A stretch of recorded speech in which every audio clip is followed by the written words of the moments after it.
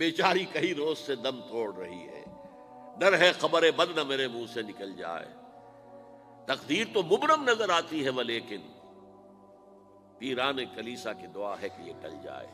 تو پہلی بات میری ختم ہوئی، عالمی نظام خلافت دنیا کی تقدیر مبرم ہے، ہو کر رہے گی، اس میں کسی صاحب ایمان کو کوئی شک، کوئی شبہ، کوئی ریب نہیں ہونا چاہیے۔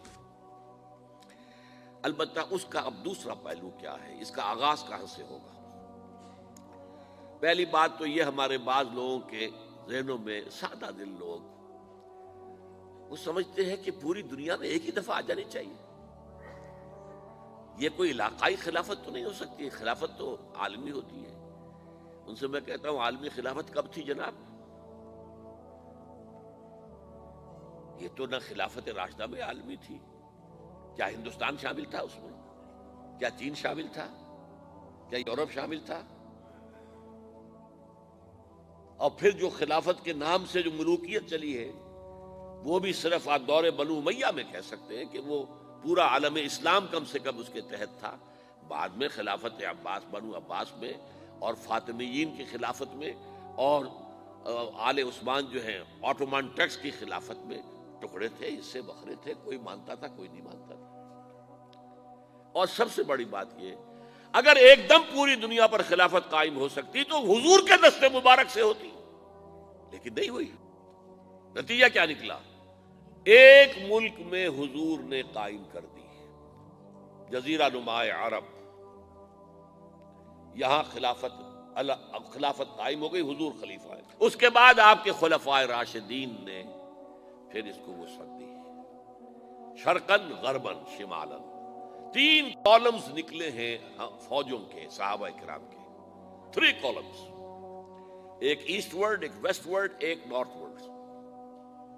ایک عراق کو فتح کرتے ہوئے ایران میں پہنچ گیا، خراسان تک چلا گیا، ایک شام کو فتح کرتے ہوئے اور پھر سینائی پیننسولا سے ہو کر افریقہ میں داخل ہوا اور اٹلانٹک تک پہنچ گیا، تیسرا سیدھا شمال میں گیا، لیکن یہ زیادہ دور نہیں جا سکتا تھا، کوکیشین ماؤنٹینز آ گئے، کوہ قاف، اس زمانے میں تو یہ یوں سمجھیے کہ امپیسیبل تھا نا، کوہ قاف، لہذا وہاں آ کر رک گیا بابا۔ اب بھی یہ ہوگا، کسی ایک جگہ سے شروع ہوگا پھر پھیلے گا، اس کے سوا کوئی چارہ کار ہے ہی نہیں۔ اگر ہر جگہ پوری دنیا میں ایک ہی وقت میں ہو سکتا تو حضور کے دست مبارک سے ہوتا صلی اللہ علیہ وسلم۔ اب وہ نقطہ کون سا ہوگا، نقطہ آغاز کون سا ہوگا؟ اس میں پہلی بات تو میں نے کہا، جو شک کرے گا اس کا پھر ایمان مشکوک ہے، ہوگا، لازماً ہوگا، گلوبل ہوگا، پوری دنیا میں ہوگا۔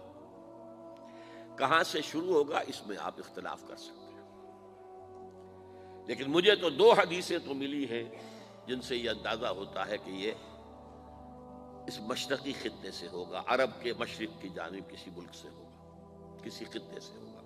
وہ حدیثیں بھی اب آپ پڑھ لیجیے پہلے، پھر میں کہہ رہا ہوں یہ خزانہ ہے جو ہم نے آپ کی خدمت میں پیش کیا ہے، کاش کہ آپ اس کی قدر کر سکیں، یہ حدیثیں آپ کو ازبر ہو جائیں، یاد ہو جائیں، لوح قلب پر نقش ہو جائیں۔ ہندوستان اور خراسان یعنی موجودہ افغانستان کا ذکر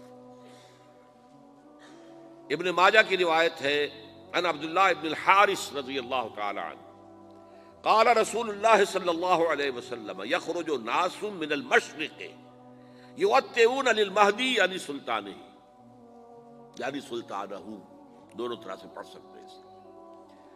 حضرت عبداللہ ابن حارث فرماتے ہیں رضی اللہ تعالی عنہ کہ حضور نے ارشاد فرمایا، مشرق کی طرف سے وہ فوجیں نکلیں گی، لوگ آئیں گے جو عرب میں مہدی کی حکومت قائم کریں گے۔ یہ مہدی کون ہوں گے اس کا ذکر میں ذرا بعد میں کروں گا، لیکن نوٹ کر لیجئے کہ مہدی سے پہلے لازماً کسی مشرقی علاقے کے اندر وہ نظام قائم ہو چکے گا، تب وہاں سے فوجیں آئیں گی نا۔ یہ مشرق کون سا ہے؟ عرب کے مشرق میں آپ چلیے، ایران بھی آ جائے گا، افغانستان بھی ہے، پاکستان بھی ہے، اور اگر اسے اور توسیع دیں تو ہندوستان بھی ہے۔ یہ ہے عرب کا مشرق، اس سے فوجیں جائیں گی، جس کا کیا مطلب ہے کہ اس میں سے کسی جگہ پر نظام خلافت پہلے قائم ہو جائے گا، تاکہ وہاں سے فوجیں جائیں گی جو جزیرہ نما عرب میں حضرت مہدی کی حکومت کو قائم کریں گی۔ اب دوسری حدیث سنیے، یہ سنن ابن ماجہ کی حدیث تھی جو میں نے آپ کو سنائی، آپ نے پڑھی۔ دوسری، عن ابی ہریرہ رضی اللہ تعالی عنہ،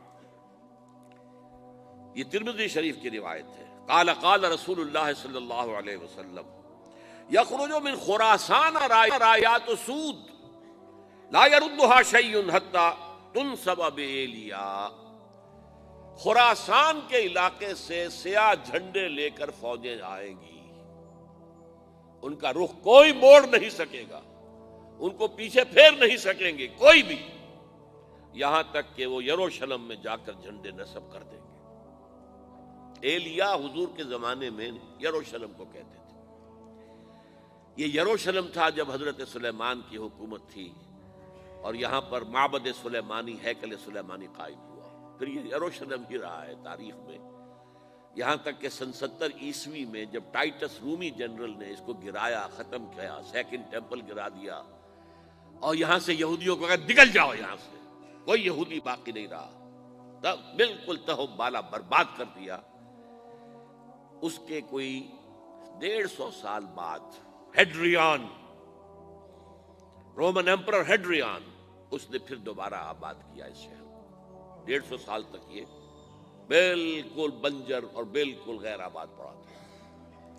اب ہیڈریان نے جب آباد کیا تو اس کا نام ایلیا رکھا، اب یروشلم نام نہیں تھا، تو حضور کے زمانے میں پھر اس کا نام ایلیا تھا۔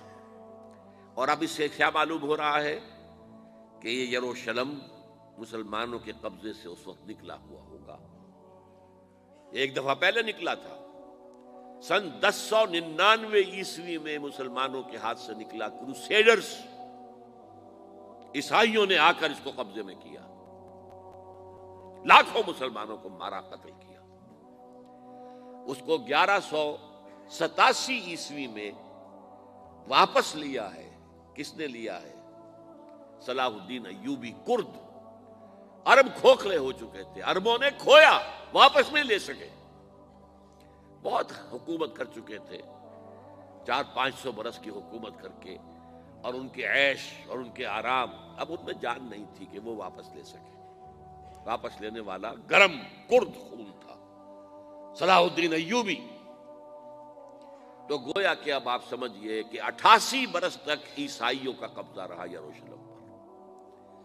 اب 1967 میں یہودیوں نے قبضہ کیا ہے، اور اب 38 برس تو ہو گئے، 88 نہیں تو 38 برس تو ہو گئے، لیکن وہ دور آئے گا کہ اب پھر لیں گے، لینے والے عرب بھی نہیں ہوں گے، خراسان کے علاقے سے فوجیں آئیں گی۔ یہ خراسان کیا تھا؟ ایلیا تو میں نے آپ کو بتا دیا، یروشلم کا نام ہے۔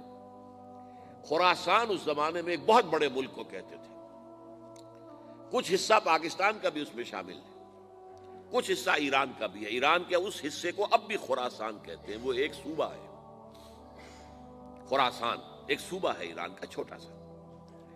پاکستان میں خاص طور پر یہ جو علاقہ مالا کنڈ ایجنسی کہلاتی ہے، اس سے اوپر جتنا علاقہ ہے، اور یہ جو واخان کی ایک پٹی آتی ہے اوپر، واخان افغانستان کی ایک پٹی سی دم سی چلی آتی ہے جو جا کر چائنا کی سرحد سے مل جاتی ہے، یہاں سے لے کے یہاں تک یہ جو مالا کنڈ کا وہ درہ ہے اور پہاڑ ہے، یہ بھی خراسان کا حصہ ہے۔ باقی تقریباً 2/3 آف افغانستان، ساؤدرن حصہ نہیں ہے خراسان کا حصہ، یہ سیستان کہلاتا تھا، یہ خراسان نہیں ہے، لیکن یہ کہ اوپر کا 2/3 آف افغانستان، اور اس کے ساتھ یہ جو عرب، جو اب یہ ترک ممالک آزاد ہوئے ہیں سوویت یونین کی ڈسولوشن کے ساتھ، یہ سارا علاقہ کہلاتا ہے خراسان بزرگ، دی گریٹ خراسان۔